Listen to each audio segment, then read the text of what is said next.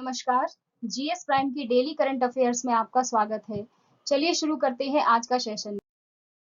आज के सेशन का पहला प्रश्न है, हाल ही में किस बैंक और पेटीएम ने पेमेंट गेटवे समाधान के लिए समझौता किया है? इसके ऑप्शंस हैं एचडीएफसी, आईडीबीआई, एसबीआई या फिर आईसीआईसीआई। इसका सही जवाब है option A, HDFC. HDFC bank और पेटीएम ने payment gateway, point of sale मशीनों और क्रेडिट उत्पादों में व्यापक समाधान बनाने के लिए साझेदारी की है। इसमें पेटीएम पोस्टपेड शामिल है, जो बाय नाउ पे लेटर यानी बीएनपीएल समाधान, इजी ईएमआई और फ्लेक्सी पे है। साझेदारी बाजार में उन्नत स्मार्ट हब समाधान भी प्रदान करेगी। एचडीएफसी बैंक स्मार्ट हब समाधान एक एकीकृत मंच है जो व्यापारियों को उनकी सभी व्यावसायिक जरूरतों के भुगतान के लिए वन स्टॉप समाधान की दुकान प्रदान करता है। एचडीएफसी बैंक का मुख्यालय मुंबई, महाराष्ट्र में है तथा इसके एमडी और सीईओ शशिधर जगदीशन है। एचडीएफसी बैंक की टैगलाइन, हम आपकी दुनिया को समझते हैं। पेटीएम का मुख्यालय नोएडा, उत्तर प्रदेश में है तथा इसके संस्थापक और सीईओ विजय शेखर शर्मा हैं। दूसरा प्रश्न है, हाल ही में किस मंत्रालय ने नेशनल मोनेटाइजेशन पाइपलाइन शुरू की है? इसके ऑप्शंस हैं finance ministry, home ministry, earth and science ministry या फिर डिफेंस मिनिस्ट्री। इसका सही जवाब है ऑप्शन ए, फाइनेंस मिनिस्ट्री। केंद्रीय वित्त और कॉरपोरेट मामलों की मंत्री निर्मला सीतारमण ने केंद्रीय मंत्रालयों और सार्वजनिक क्षेत्र की संस्थाओं की संपत्ति मुद्रीकरण पाइपलाइन, राष्ट्रीय मुद्रीकरण पाइपलाइन यानी नेशनल मोनेटाइजेशन पाइपलाइन शुरू की है। एसेट मुद्रीकरण का अर्थ है सरकार या सार्वजनिक प्राधिकरण के स्वामित्व वाली संपत्ति का एक निजी क्षेत्र की इकाई को अग्रिम या आवधिक विचार के लिए सीमित अवधि का लाइसेंस या पट्टा। राष्ट्रीय मुद्रीकरण पाइपलाइन यानी एनएमपी क्या है? राष्ट्रीय मुद्रीकरण पाइपलाइन यानी नेशनल मोनेटाइजेशन पाइपलाइन विभिन्न बुनियादी ढांचा मंत्रालयों के तहत संपत्ति और संपत्ति वर्गों को सूचीबद्ध करता है जिनका मुद्रीकरण समय के साथ किया जाएगा, यानी संपत्ति का मुद्रीकरण होगा। केंद्रीय बजट 2021-22 के तहत एसेट मुद्रीकरण के लिए जनादेश के आधार पर बुनियादी ढांचा मंत्रालयों के परामर्श से नीति आयोग द्वारा पाइपलाइन विकसित की गई है। एनएमपी ने वित्त वर्ष 2022 से वित्त वर्ष 2025 तक 4 साल की अवधि में केंद्र सरकार की मुख्य संपत्ति के माध्यम से 6 लाख करोड़ रुपए की कुल मुद्रीकरण क्षमता का अनुमान लगाया है। तीसरा प्रश्न है, हाल ही में तमिलनाडु के भाजपा नेता ला गणेशन को कहां का राज्यपाल नियुक्त किया गया है? इसके ऑप्शंस हैं असम, केरल, मणिपुर या फिर ओडिशा। इसका सही जवाब है ऑप्शन सी, मणिपुर। तमिलनाडु के वरिष्ठ भाजपा नेता ला गणेशन को 23 अगस्त 2021 से मणिपुर के नए राज्यपाल के रूप में नियुक्त किया गया है। यह पद 10 अगस्त 2021 को नजमा हेपतुल्ला की सेवानिवृत्ति के बाद खाली पड़ा था। तब से सिक्किम के राज्यपाल गंगा प्रसाद इस पद का अतिरिक्त प्रभार संभाल रहे थे। मणिपुर के मुख्यमंत्री एन वीरेन सिंह हैं।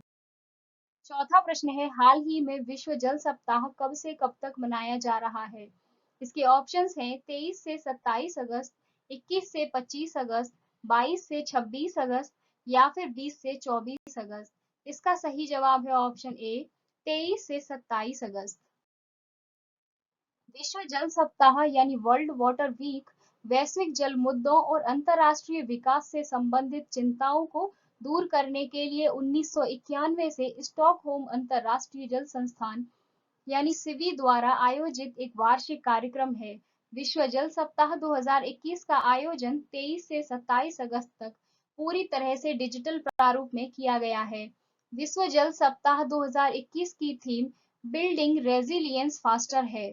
सिवी के कार्यकारी निदेशक टॉर्गनी होमग्रेन है तथा इसका मुख्यालय स्टॉकहोम, स्वीडन में है। पांचवा प्रश्न है, ओणम कहाँ का हार्वेस्ट फेस्टिवल है?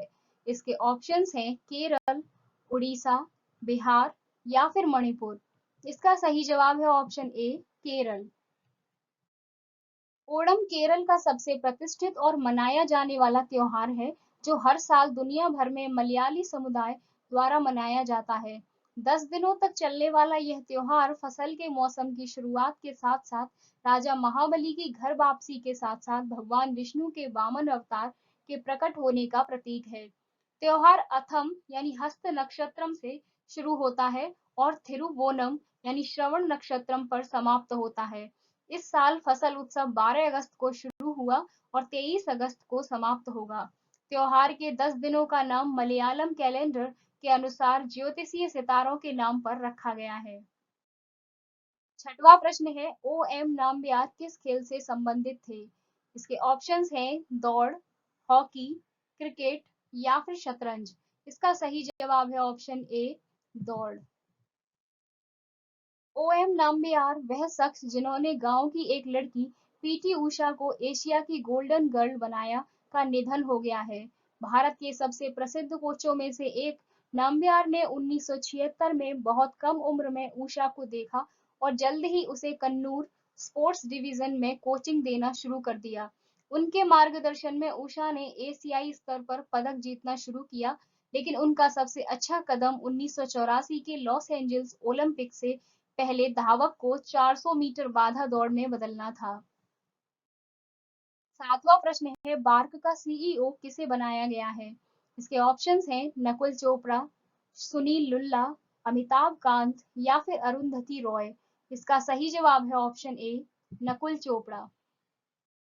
टेलीविजन निगरानी एजेंसी यानी television monitoring agency broadcast audience research council यानी बार्क ने 25 अगस्त 2021 से प्रभावी मुख्य कार्यकारी अधिकारी यानी सीईओ के रूप में नकुल चोपड़ा की नियुक्ति की घोषणा की है। पूर्व सीईओ सुनील लुल्ला ने एक उद्यमी के रूप में अपनी महत्वाकांक्षा को आगे बढ़ाने के लिए इस्तीफा दे दिया है। यह घोषणा तब होती है जब सुनील लुल्ला ने अपनी उद्यमशीलता की महत्वाकांक्षाओं को आगे बढ़ाने के लिए सीईओ के पद से इस्तीफा देने का फैसला किया। ब्रॉडकास्ट ऑडियंस रिसर्च काउंसिल की स्थापना 2010 में हुई थी तथा इसका मुख्यालय मुंबई में है। इसके अध्यक्ष पुनीत गोयनका हैं। आठवां प्रश्न है, हाल ही में किस मंत्री ने उभरते सितारे नामक प्रोग्राम लॉन्च किया है? इसके ऑप्शंस हैं वित्त मंत्री, रक्षा मंत्री, गृह मंत्री या फिर खेल मंत्री। इसका सही जवाब है ऑप्शन ए, वित्त मंत्री। केंद्रीय वित्त मंत्री निर्मला सीतारमण ने लखनऊ में एक कार्यक्रम में निर्यात उन्मुख फर्मों और स्टार्टअप के लिए एक महत्वाकांक्षी उभरते सितारे फंड यूएसएफ लॉन्च किया है। फंड का उद्देश्य सूक्ष्म लघु और मध्यम कंपनियों को बढ़ावा देने के लिए धन की व्यवस्था करना है। फंड की स्थापना एग्जिम बैंक और सिडबी ने की है। यह योजना उत्तर प्रदेश में सफल होगी क्योंकि राज्य में एमएसएमईज की संख्या सबसे अधिक है। चलिए जानते हैं इस कार्यक्रम के विषय में।